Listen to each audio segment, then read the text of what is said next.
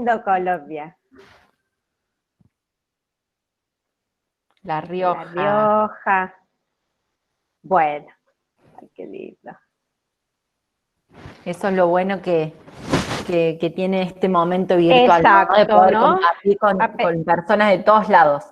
a Cruz del pesar Este. de que estamos en distanciamiento, estamos cerca. Sí, así es.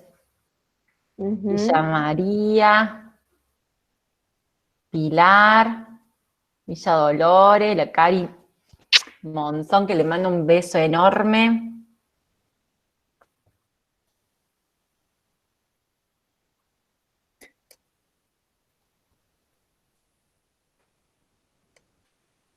Cosquín, Belleville.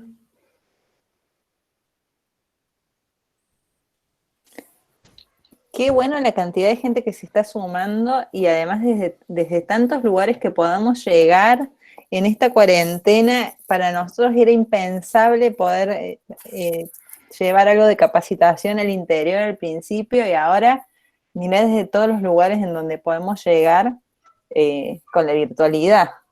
Sí, Hay que sacarle algo bueno a esta cuarentena. Es así. sí, sí, sí, sí. Colonia San Bartolomé. Interior de Córdoba, me encanta. Altagracia Eliana. también. Bueno, ahí voy a probar. Sí se ve. Arroyito. Hola, Belú.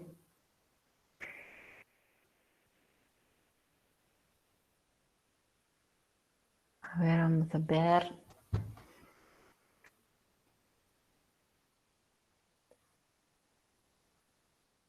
¿Se puede ver bien la presentación Ahí ahora? está. Yo lo veo pantalla negra, no sé si... Yo también. Uh-huh. Me parece que el resto también veo algunas cabecitas haciendo como que sí. Ahí está. Ahí está. Bueno, ahí sí. Ahora no, recién estaba viéndose y ahora no. Estoy teniendo problemas para compartir. Gracias, gracias Jepe por convocar a un excelente profesional. Hola, Lore, ¿te puedo dar una Sí, hola recomendación? Delphi. ¿Cómo estás? No sé que estoy teniendo problemas con el PowerPoint. ¿Sabes qué puedes hacer, Lore? Guardarlo como PDF. Sí, O sea, nada, la opción de guardar, guardar como. De ahí vas a la sí. opción guardar como PDF. Uh-huh. Y cuando le vayas a abrir, abrirlo desde Google Chrome. Ahí, ajá, ahí, anda la opción. Porque ahí no se. Anda ahí en la opción donde dice archivo. Sí. Para que yo también lo hago para que te vaya indicando. Vas a la opción donde dice archivo, vas a donde dice Uh-huh. guardar como. Sí. Ahí te va a dar la opción de abajo donde dice tipo, pone Uh-huh. PDF. Bueno. A ver, espera.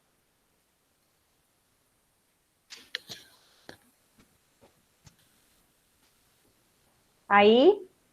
Y ahí cuando donde lo guardaste, vas a la opción abrir con, o sea, apretas con el botón izquierdo, Uh-huh. para que lo sigo haciendo así te voy diciendo bien. Y te da la opción de abrir con.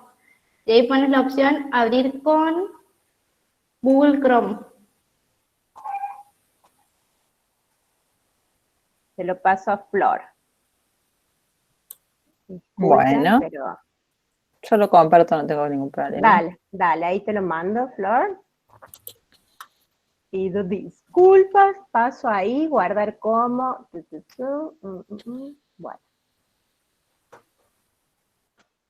Flor, ahí está, te lo mando. Genial. Perfecto.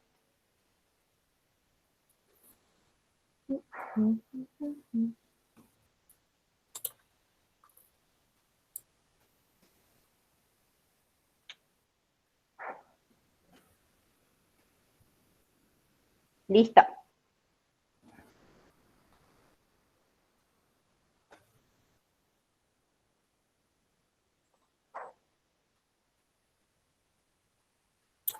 ¿Me lo mandaste por WhatsApp, Lore? Sí. Bueno.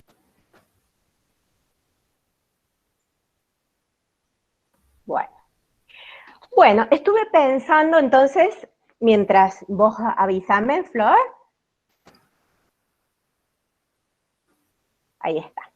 Bueno, estuve pensando 10 pautas que nos organicen cuando hacemos una valoración diagnóstica y que lo podemos aplicar ya sea presencial o virtual. Fíjense en que son dos modalidades totalmente distintas y eso nos plantea también lo que nuestra forma de trabajar se modifique rotundamente. Entonces es muy importante, primero y principal, plantear algunas cuestiones que tienen que ver con nuestra organización al momento de trabajar. Ahí está, vamos a la otra nomás. Bueno, pauta número 1. Metodología de trabajo se multiplica por la actitud que nosotros tenemos frente a la tarea. ¿A qué nos referimos con esto? Eso, Flor, yo te voy a tener que ir avisando eso, para ir pasando, y si no vas apretando hasta que se complete la filmina.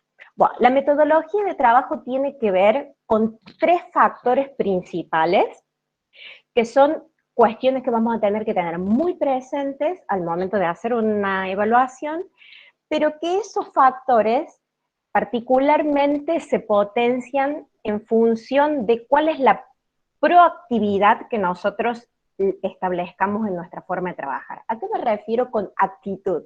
Actitud es esto que no solamente nos caracteriza en nuestra forma de trabajar, sino que tiene que ver con la predisposición a. ¿Qué quiere decir predisposición a? Nosotros, como parte de nuestras competencias como profesionales, también tenemos que tener una apertura y una actitud en predisposición. No es lo mismo hacer un proceso terapéutico a hacer un proceso de evaluación diagnóstica, ya sea si es porque es un apto, ya sea porque si es una valoración diagnóstica en un contexto clínico o en un contexto forense. Nuestra actitud y nuestra predisposición va a potenciar una metodología que tiene 3 patas: el tiempo, la planificación y nuestra organización. El tiempo tiene que ver con que optimicemos la inversión de tiempo que nosotros damos a la evaluación. ¿A qué me refiero con optimizar el tiempo? Hay un montón de estrategias que nosotros es importante que lo vayamos incorporando de a poco y en la medida que vayamos haciendo nuestra experiencia, que tiene que ver con optimizar. Muchas veces a mí me preguntan, bueno, ¿en cuánto tiempo se hace una valoración o en cuánto tiempo lleva un psicodiagnóstico, una valoración diagnóstica? Y mucho tiene que ver con cuánto optimicemos ese tiempo. ¿Por qué? Porque hay factores que nosotros podemos solicitar de manera asincrónica. ¿Qué quiere decir esto asincrónico? En tiempo no presencial. Son factores, fuentes de información que nosotros podemos utilizar por fuera de la entrevista propiamente dicha. Y esto se hace sumamente relevante al momento de hacer una valoración de manera virtual. ¿Por qué? Porque eso nos va a agilizar el proceso y el tiempo que nosotros estemos en la entrevista. Para eso tenemos que tener claridad de los objetivos. Los objetivos van a ir ligados directamente a cuál es el motivo de la evaluación y que nosotros detectemos cuáles son las fuentes de información. Cuando yo me refiero a fuentes de información, me refiero a que cada persona que nosotros vamos a evaluar nos va a aportar distintas fuentes de información. Hay personas que de repente vamos a contar con fuente de información de un familiar o de un colega o de informes previos que esa persona trae o tuvo. En algún momento pasó por otra evaluación, pasó por otro tipo de estudios que son complementarios y que a nosotros nos van a servir. Entonces esas van a ser fuentes de información complementarias a nuestra evaluación. Esto nos va a optimizar y nos va a agilizar el tiempo que nosotros dediquemos al proceso. También, en cuanto a lo que yo me refiero con planificación, tiene que ver con cuántos recursos tengamos. Ya vamos a ver de que las herramientas diagnósticas, las técnicas, los test, es un solo de los recursos de la multiplicidad que nosotros podemos tener. Y es muy importante porque nosotros, y me ha pasado, venimos un poco condicionados, un poco con nuestra formación, un poco con nuestro trayecto formativo, que nos plantea, o por lo menos a mí me planteó en un primer momento, de que una de las herramientas principales de evaluación diagnóstica son las técnicas. Y no es así. Tenemos un abanico enorme de recursos que tienen un valor diagnóstico y ya vamos a ver y vamos a mencionar algunos. El abordaje que vamos a hacer, o sea, cuando armemos nuestro proceso, va a tener que ser adaptado a la persona y al contexto. Y esto es fundamental cuando hacemos no solamente un proceso presencial, sino que también virtual. ¿Por qué? Porque allí vamos a tener que tener en cuenta otros factores, como tienen que ver con la habilidad técnica, la accesibilidad a recursos tecnológicos, la accesibilidad a contar con una cámara, contar con un micrófono, contar con un espacio disponible para poder hacer el proceso de evaluación, ¿sí? Entonces, la adaptación del proceso podría decirles que es casi artesanal. ¿Por qué? Porque es persona a persona. Nunca un proceso está preconfigurado desde antes, sino que lo definimos al momento de abordar a esa persona y esa individualidad.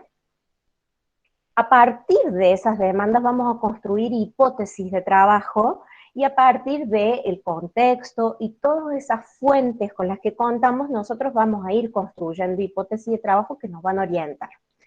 Es importante que nosotros seamos ordenados. ¿En qué sentido ordenados? En que una vez que armemos ese proceso, tenemos que tener un orden de apertura, desarrollo y cierre. Por más que sea dentro de un proceso terapéutico, ¿sí? Esto que decía hace un ratito Noé, que sí, lo podemos hacer dentro de un proceso terapéutico también. Claro que sí, porque nos posibilita tener un seguimiento incluso de cómo va nuestra terapia o de cómo va la terapia que está realizando esa persona con otro profesional. Muchas veces me ha pasado de que se solicita una interconsulta para hacer una valoración diagnóstica y posibilita ir ajustando cuestiones del mismo proceso terapéutico. Hay que seguir un procedimiento. ¿Qué quiere decir? Que este orden nos va a dar a nosotros también una metodología de trabajo. ¿Qué quiere decir? No podemos comenzar primero con las técnicas, después con entrevistas a terceros informantes. Tenemos que tener un orden de trabajo y dentro de ese orden de trabajo nos vamos a ir moviendo, le vamos a ir poniendo cintura. El tener un orden no quiere decir de que vayamos a estar como encorsetados sin poder movernos y siguiendo como tipo receta, porque no, pero sí es tener un norte, es tener un orden para tener una metodología de trabajo, ¿sí? Por eso la primera pauta es metodología de trabajo potenciada por nuestra actitud. La actitud es fundamental. Y ahora vamos a la segunda pauta que tiene que ver con esto. La segunda pauta tiene que ver con nosotros y tiene que ver con saber estar. ¿Qué es saber estar? Saber estar tiene que ver con competencias, escuchen bien esto, competencias que son nuestras como profesionales que tienen valor diagnóstico. ¿A qué me refiero con competencias con valor diagnóstico? Yo siempre digo algo y no me canso de repetirlo. Uno de los principales instrumentos de valoración diagnóstica somos nosotros mismos, porque nosotros como profesionales, nuestro criterio, somos los que vamos a diseñar, vincularnos, ¿sí? Y valorar cuáles son las estrategias más adecuadas.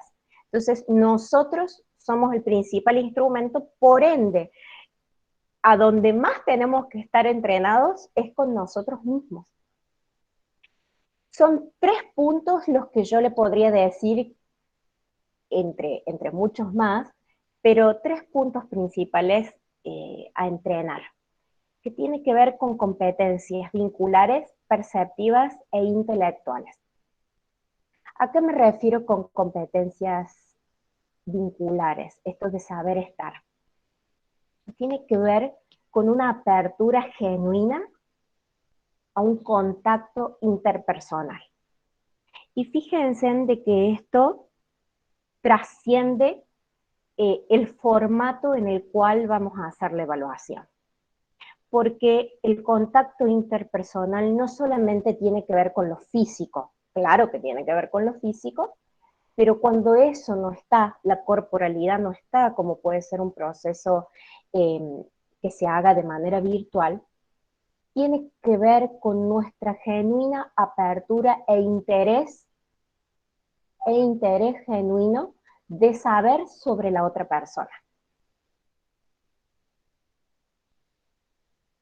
Y ese interés genuino, les puedo asegurar que se transmite al momento de indagar, al momento de preguntar sobre el otro. Y eso, ¿por qué tiene valor diagnóstico? Tiene valor porque predispone la apertura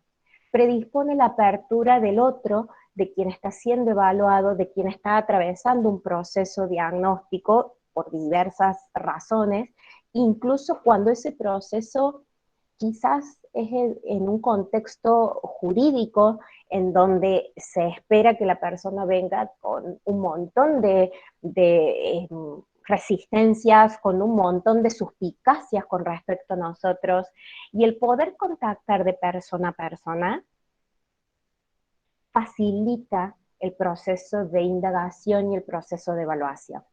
Eso se los puedo asegurar, ¿sí? Y muchas veces me ha pasado en estos años, incluso recuerdo de un paciente de hace un tiempo que me decía, licenciada, ¿usted sabe de que en un encuentro, en 2 encuentros, le he podido contar cosas que quizás en otra instancia no lo hubiera podido hacer?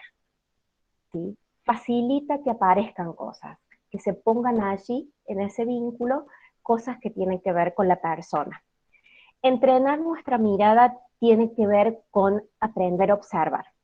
Y aprender a observar no es solamente mirar lo conductual o mirar lo sintomático, sino que tiene que ver con ver al otro como persona que es y como persona que está ahí en ese momento con nosotros.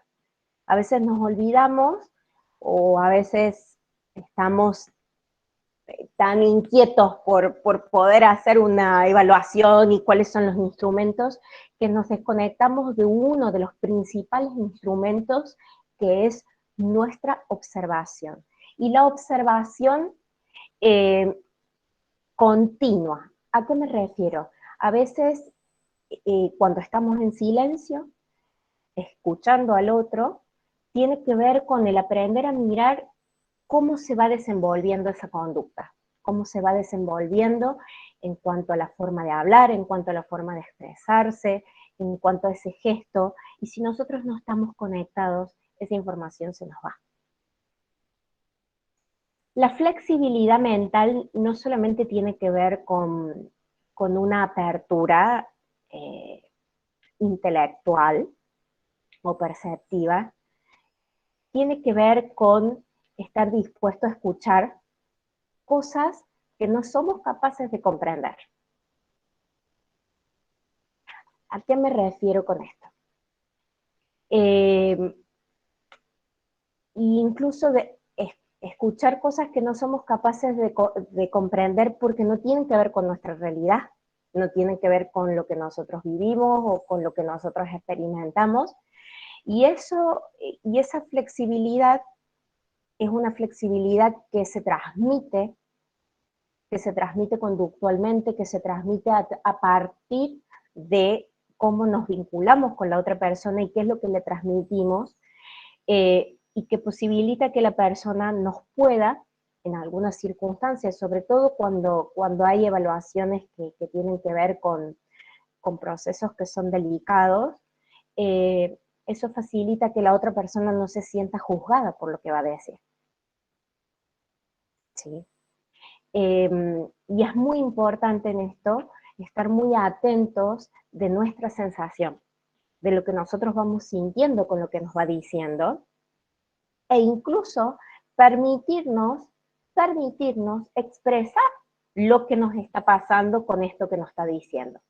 Me ha pasado, me acuerdo ahora, una situación en donde estaba haciendo una evaluación de un muchacho que en el proceso de evaluación me comentó una situación en donde él había tenido algunos pensamientos en relación a, pensamientos e impulsos sexuales en relación a, a una nena que formaba parte de la familia. Y me transmitió eso, y me lo expresó como parte del proceso, y por supuesto que eso genera cosas en uno, y el poder transmitir con flexibilidad lo que me estaba pasando frente a lo que estaba escuchando, posibilitó de que pudiera abrirse de lo que estaba sintiendo genuinamente en ese momento, y para mí también poder comprender qué es lo que le estaba pasando. Por eso, no solamente tiene que ver con la flexibilidad, sino que también tiene que ver con una actitud investigativa. ¿Qué quiere decir? Acá hay un poco de,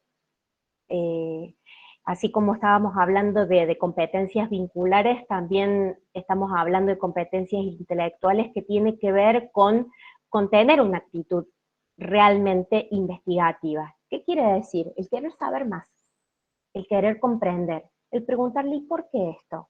Y no entiendo esto. ¿Me podrías explicar un poquito más esto que no logro comprender esto que me estás contando? Actitud investigativa, curiosidad investigativa. Y la actitud interdisciplinaria tiene que ver con no solamente una modalidad de trabajo, sino que, vuelvo a repetir esto de actitud, que tiene que ver con la apertura a conectarnos con colegas. La conexión con otros colegas facilitan nuestro trabajo. ¿Por qué?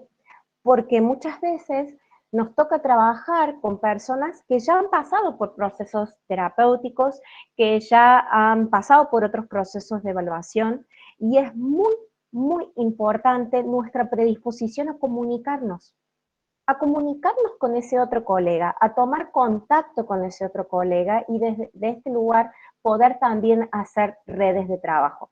Y esto yo lo refuerzo principalmente cuando el paciente también está haciendo algún tipo de tratamiento por fuera de un proceso terapéutico y está haciendo un tratamiento farmacológico, está haciendo tratamiento con otro profesional de la salud que también está interviniendo al momento en que nosotros intervenimos.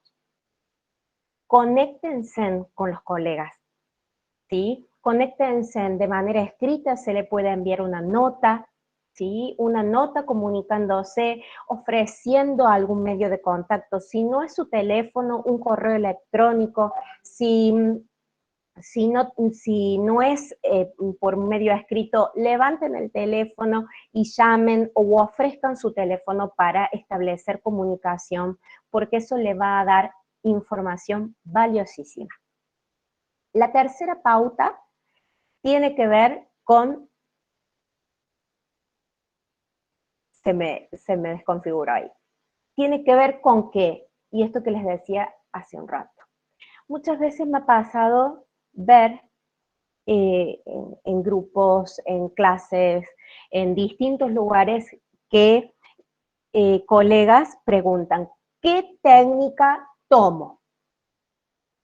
Y es importante saber que las técnicas de evaluación es un complemento diagnóstico. ¿Qué quiere decir complemento? Quiere decir que nos va a aportar otra dimensión más, aparte de todos los otros recursos que usemos, las fuentes de información, el contacto con otros profesionales, informes previos, ¿sí? Terceros informantes que son claves, ¿sí? Docentes, profesores o algún miembro de la familia, no solamente otro profesional, sino que también cualquier tercero que nos pueda brindar información indirecta sobre esa persona. Entonces, las técnicas de evaluación diagnóstica no son el diagnóstico. No hacemos diagnóstico en base a las técnicas. Y por ende, en un informe tampoco vamos a referirnos a los resultados de las técnicas. ¿Qué quiere decir con esto? Que si en tal técnica obtuvimos este y este resultado, no es necesario colocarlo en un informe. ¿Por qué? Porque eso nos va a confundir, porque la valoración la hacemos, es una integración de todos esos datos, ¿sí? Se supone que nosotros tenemos que metabolizar, tenemos que masticar esto, mezclarlo en la licuadora con todas las otras cosas y de allí obtener una valoración, ¿sí? Una valoración que va a ir totalmente cruzado con nuestro juicio clínico. Entonces, los instrumentos que usamos no es igual a la valoración diagnóstica. ¿Cómo vamos hasta acá? Vamos al Pulgares cuarto. arriba, me dice. ¿Cómo? Pulgares arriba veo. Pulgares arriba, bueno. Vamos al la cuarta pauta. Me encanta el iceberg. ¿Por qué? Porque una valoración diagnóstica es como intentar abarcar un iceberg.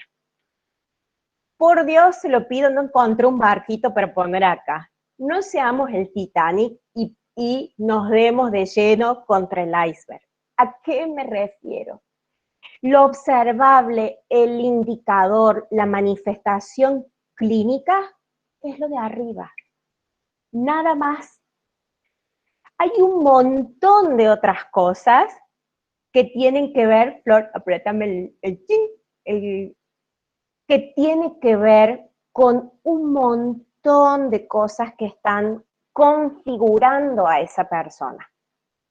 Nosotros observamos datos clínicos, información, manifestaciones, conductas, pero detrás de eso hay toda una parte de abajo del iceberg, ¿sí? Que nada en un mar que está constituido por un montón de factores. Le falta un pin más, que tiene que ver con, vamos a tratar de organizar este iceberg.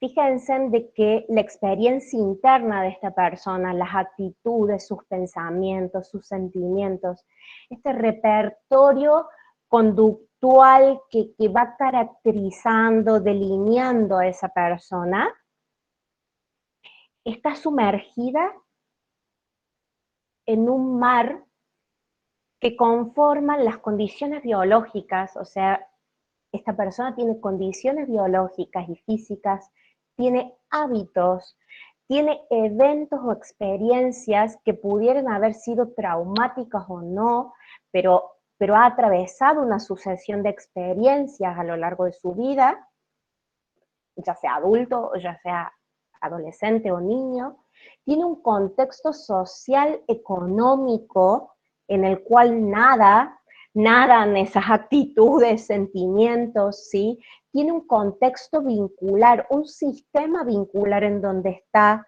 inmerso, y a la vez también está condicionado por las posibilidades de acceso que ha tenido esta persona. Acceso a la salud, acceso a la educación, acceso a un montón de condiciones que ha ido configurando todo este iceberg enorme que vamos a intentar abordar. Entonces es muy importante que al momento de hacer esta valoración diagnóstica intentemos en este mar enorme, intentar considerar todas estas dimensiones. Fíjense de que partimos de un enfoque de complejidad, de unidad, ¿sí? Y que en esa unidad lo sintomático es una cosita nada más de toda esta valoración que es sobre todo comprensiva de esta persona. Vamos a la pauta número 5. ¿Estamos con el iceberg? No nos convirtamos en el Titanic, por favor. Bueno, no, se me pasó una. Atrás, esta. Bueno, esto que me encanta. Los recursos de esta persona y el saber identificar los recursos nos van a hablar más que los síntomas.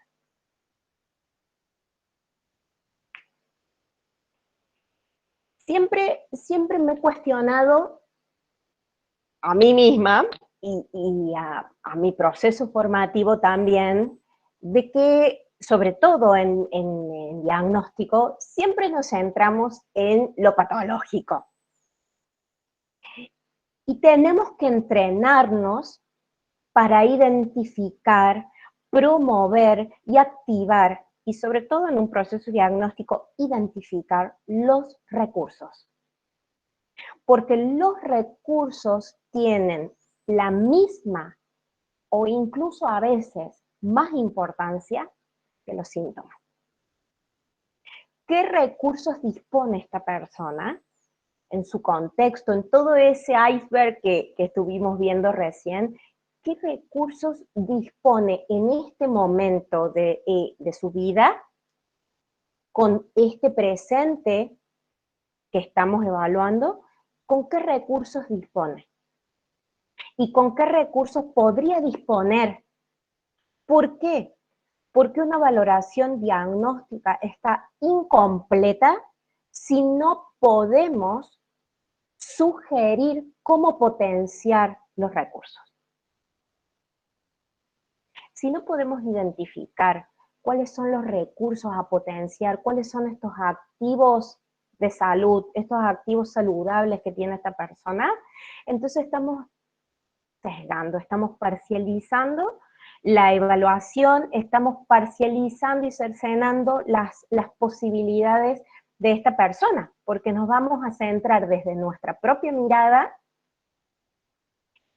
en el déficit, en el síntoma, en lo conflictivo. ¿Sí? La quinta pauta tiene que ver con que el recurso dice más que el síntoma. ¿Cómo vamos? Vamos a la sexta.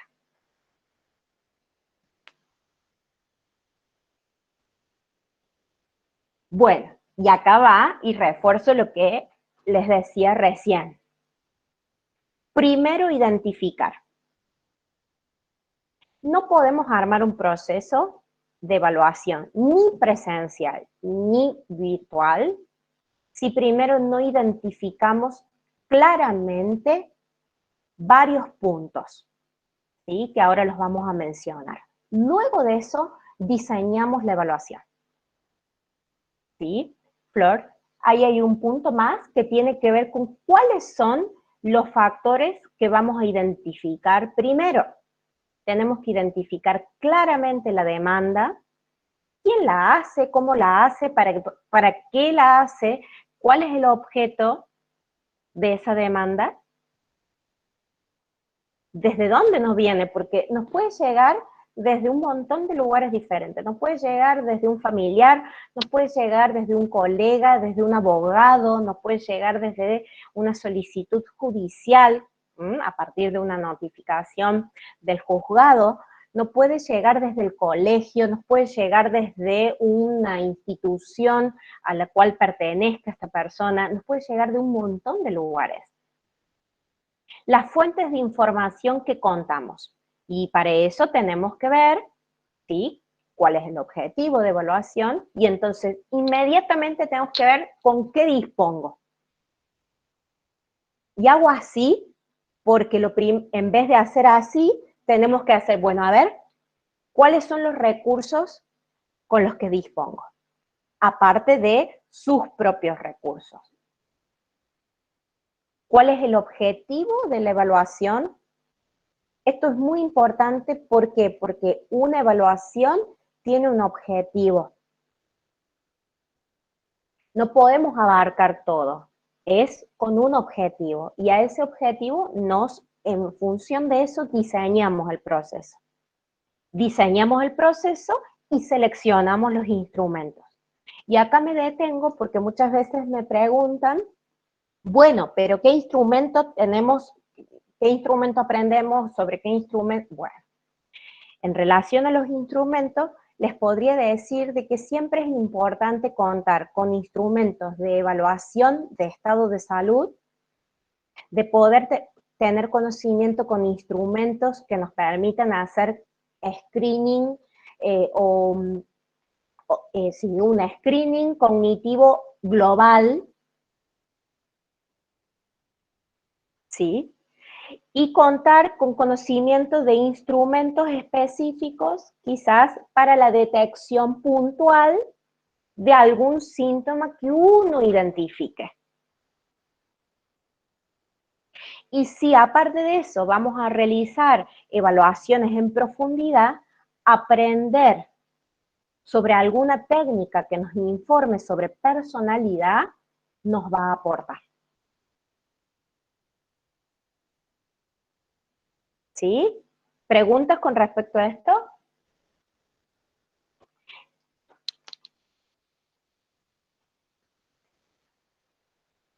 Voy a tomar un poco más. ¿Preguntas? Creo que no. En función de esto, voy a decidir cómo comunicar. Me ha pasado muchas veces sugerirles a colegas, y yo también, en mi propia práctica, sugerirles a colegas de ojo con qué es lo que comunico y cómo lo comunico. No a todos los pacientes les voy a comunicar de la misma manera, porque incluso nuestra forma de comunicar el proceso, algunas consideraciones del proceso, tiene que ver con valorar qué impactos puede ir teniendo a la persona esto que yo voy devolviendo en el proceso. Y la devolución no es un proceso que comienza al final. La devolución comienza desde el mismo momento que nos encontramos por primera vez con la persona. Ahí comienza nuestra devolución. ¿Sí? Vamos al punto 7, la pauta 7. Ahí estoy viendo que Ana hizo una pregunta. Sí. En relación a qué evaluaciones o técnicas se pueden realizar de manera online y en qué contexto no es sugerible. Y en relación a esto tengo varias cosas para decir. Primero y principal, que hoy por hoy estamos en condiciones de atender de manera presencial siguiendo ciertas normas de cuidado en cuanto a la atención presencial, ¿sí? O sea, hoy por hoy no estamos imposibilitados de tener un encuentro presencial con el paciente, siempre y cuando se mantengan ciertas normas de preservación y resguardo nuestro como de la persona. Eso es importante, y es importante primero y principal saber cuáles son los protocolos que uno tiene que seguir para la atención. Pero, no obstante, si tenemos que hacer una evaluación online, hay muchas recomendaciones, más que el tipo de técnica que podemos empezar a mencionar algunas, pero sobre todo es el criterio para seleccionar. Eso, las técnicas ustedes salen de acá y ponen en Google y van a encontrar un montón de opciones, pero el criterio no lo encuentran en Google. Y el criterio es el de ustedes. Y yo les voy a decir qué cosas tienen que ver con el criterio. El criterio tiene que ver con evitar usar técnicas que no han sido diseñadas para uso online. Evitar usar técnicas que no han sido diseñadas, ¿sí?, para uso online. Hay muchas técnicas que sí han sido creadas y tienen baremos y tienen formatos que pueden ser administrables de manera online, ¿sí? Entonces, ese tipo de técnicas son las que de manera preferente vamos a utilizar. Obvio que vamos a tener que tener en cuenta todas estas otras cosas que yo les dije en relación a la posibilidad de realizar la evaluación efectivamente por online, porque eso es lo primero que yo les diría. ¿Por qué? Porque necesitamos garantizar que la persona tenga buena conectividad, nosotros también, que pueda tener una cámara en donde pueda verse con claridad, en donde pueda haber buena luminosidad, en donde la persona pueda tener un contexto de privacidad y resguardo, ¿sí? Hay un montón de factores antes. Otra de las sugerencias es que las técnicas de uso del lenguaje y discursivas son técnicas muy sugeribles para utilizar de manera online. Entonces nosotros podemos implementar recursos en donde nosotros podemos brindar la consigna de manera verbal y la persona nos puede contestar de manera verbal.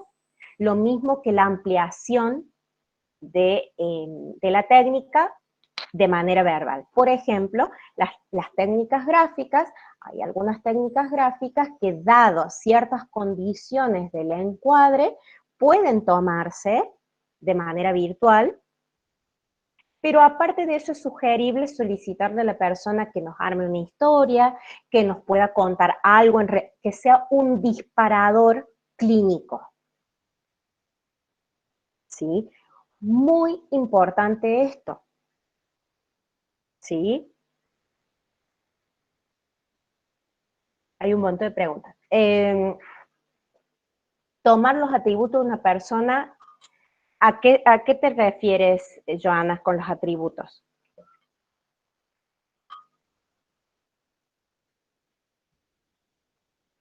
Ahí mientras contesta Joana, a ver, así te puedo contestar con más pertinencia de lo que me estás preguntando. Y Jorge, sí, te leo. Y Jorge pregunta esto de la devolución. La devolución comienza como un intercambio, como un ida y vuelta. Si nosotros estamos conectados con la persona, ¿sí?, podemos ir haciéndole algunos señalamientos, algunos comentarios, podemos ir haciéndole algunas sugerencias o devoluciones en relación a lo que va surgiendo en el mismo proceso. Y no necesariamente esperar hasta último momento para establecer, bueno, ahora le voy a hacer la devolución. No, esto comienza, por eso está esta flexibilidad, esta apertura, esta actitud predispuesta a poder decirle a la persona, mira, esto que vos me estás contando en relación a tus hábitos no es saludable. No es saludable, o esto no te está favoreciendo para tal cosa. Esto lo vamos a retomar más adelante, pero es interesante esto que me está señalando por tal y tal cosa. Uno puede, sin desviar, sin irse para otro lado, pero puede ir realizando ciertos señalamientos que van favoreciendo el proceso de evaluación. Cuando hacemos una evaluación, empezamos por lo global y luego por lo específico. ¿A qué me refiero?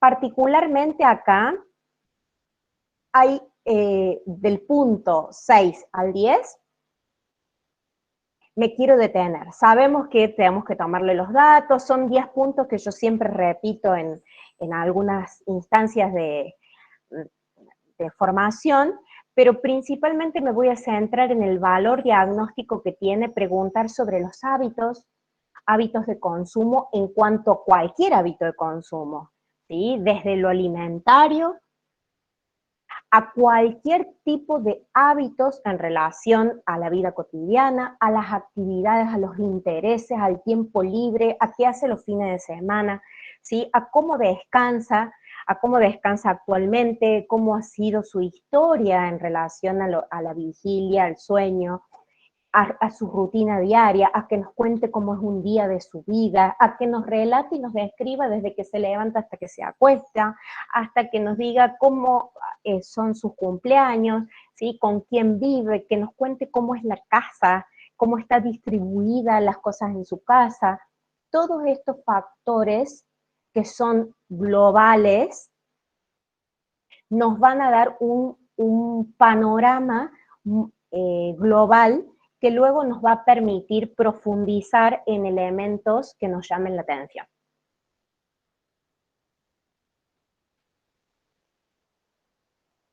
Vamos al punto 8, y que tiene que ver con que construimos en tiempo presente. ¿Qué quiere decir? Que la evaluación de una persona nunca va a ser igual a una evaluación en otro momento de su vida. Tiene que ver con que evaluamos en tiempo presente. Y cuando yo digo evaluamos en tiempo presente, tiene que ver con las condiciones que esta persona tiene en este momento. Y esto es muy importante transmitírselo a la persona, intentar transmitirlo al momento de redactar un informe, ¿sí? Tratar de no dejar estático un proceso que va en constante cambio, porque hay factores que sí son más estables, pero la mayoría de los factores pueden ser modificables. Hay cuestiones de la personalidad que van modificándose a lo largo del tiempo y que hoy quizás no están siendo adaptativas, pero con tal y tal proceso se puede potenciar. Entonces, construimos junto al paciente, no lo construimos nosotros, sino que hacemos parte al paciente y eso lo tiene que sentir la persona, tiene que sentir que es parte de ese proceso de construcción y de descubrimiento. Y lo construimos en tiempo presente. Agustina ahí pide que volvamos a la filmina anterior. Agus, pero después lo vamos a pasar, no te hagas problema, que vamos a pasar a todos los asistentes. ¿Sí? Bárbaro.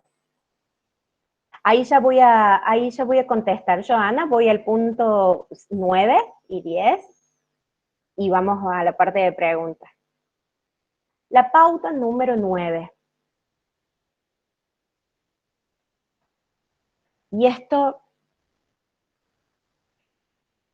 el diagnóstico no se asocia a la identidad de una persona ni a un beneficio económico.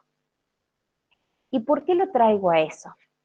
Porque me ha pasado muchas veces que la persona viene y me dice, el X profesional me dijo que soy bipolar, que soy depresivo, que soy. Y es muy importante que nosotros como profesionales no asociemos el ser a una característica. Tal persona es psicopática, es un psicopático, es una histérica. Nosotros tenemos que evitar seguir alimentando esta estigmatización que hay en relación a los diagnósticos. Y eso es una responsabilidad como sociedad, pero como profesionales también. Tenemos que desasociar un diagnóstico o una valoración de lo que es el ser, de lo que es la identidad. Y esto es muy importante, ¿por qué? Porque, por ejemplo, en personas que tienen características o rasgos en su forma de desenvolverse que no son adaptativos, a veces es muy delicado hacerle una devolución con que tiene un trastorno de personalidad, entonces soy limítrofe, soy borderline, soy. Y estas cosas son muy importantes porque cristalizamos, anclamos la identidad a una valoración diagnóstica, ¿sí? Y en este sentido lo refuerzo, ¿por qué? Porque nosotros no somos instrumentos de otorgar beneficios económicos. ¿Qué quiere decir? De que nos va a pasar, me ha pasado, y nos va a pasar y les va a pasar, de que no, a veces, por las demandas, nos buscan posicionar de que el diagnóstico tenga una retribución económica. Entonces, cuanto peor esté la persona, mayor retribución económica hay. Y esto es muy importante destacarlo porque si asociamos el diagnóstico o un peor diagnóstico a un mayor beneficio económico, nosotros estamos reforzando una visión patologicista que seguimos sosteniendo y que nosotros somos parte de seguir sosteniendo. ¿Sí? Esto lo he hablado muchas veces en las supervisiones con un montón de colegas, y dice, bueno, pero la abogada me dice de que le ponga ahí, es cierto, será la abogada o abogado, ¿sí? Pero no tiene que ver con el diagnóstico y nuestra valoración. Y por último, la 10ª pauta, y no menos importante, Flor, el último, uno más. Toda valoración diagnóstica es una intervención de salud. Y tenemos que apuntar e intentar comprender la unidad y la complejidad. ¿A qué me refiero con que es una intervención de salud? Nosotros estamos haciendo una valoración que, más allá de intentar comprender lo que le ocurre a esta persona en este momento de su vida, estamos realizando una intervención que genera modificaciones. Esa persona no va a ser igual después de nuestra intervención. ¿Por qué no va a ser igual? Porque nosotros también tenemos que promover y propiciar con nuestra intervención que a partir de esa intervención se refuercen y fortalezcan los recursos saludables. No tenemos que dejar de estar atentos con eso. No somos administrativos de salud, no vienen a buscar nuestra firma, no es una, bueno, sí, una firmita acá que no, me dice que estoy apto. Tiene que ver con que nosotros sostengamos el rol, ¿sí? Y tiene que ver con que por más que hagamos una valoración para un apto, ¿sí? Nosotros estamos interviniendo en salud. Somos profesionales que, más allá de que nuestro objetivo sea otorgar un apto psicológico, ese apto tiene que aportarle algo que favorezca la salud de esa persona, ¿sí? Bueno, estas son las 10 pautas que me parece importante, una más, reforzar, y que tiene que ver con que, no sé por qué se quedó ahí cortado, bien. Que tiene que ver con cosas que primero a mí me han pasado a lo largo de este tiempo. Las técnicas las podemos aprender, yo les puedo recomendar qué técnicas aprender, eso las aprendemos entrenando, pero lo que tenemos que entrenar son nuestras competencias, son nuestro juicio clínico, es nuestro criterio, es nuestro sentido común. Y es poder identificar cómo nosotros somos instrumentos de salud, somos instrumentos de evaluación diagnóstica, nosotros somos el principal instrumento. Y así como a veces nos entrenamos en distintas cosas para ir mejorando, así tenemos que ir entrenando no solamente en recursos técnicos, sino en competencias, ¿sí? Eso es lo que básicamente les quería transmitir hoy. Es muy cortito, digamos, la intervención, pero creo que les puede aportar por lo menos para pensar situaciones o distintas cosas que seguramente que les ha tocado o les va a tocar. Así que bueno, muchísimas gracias y bueno, las preguntas que quieran hacer y por supuesto que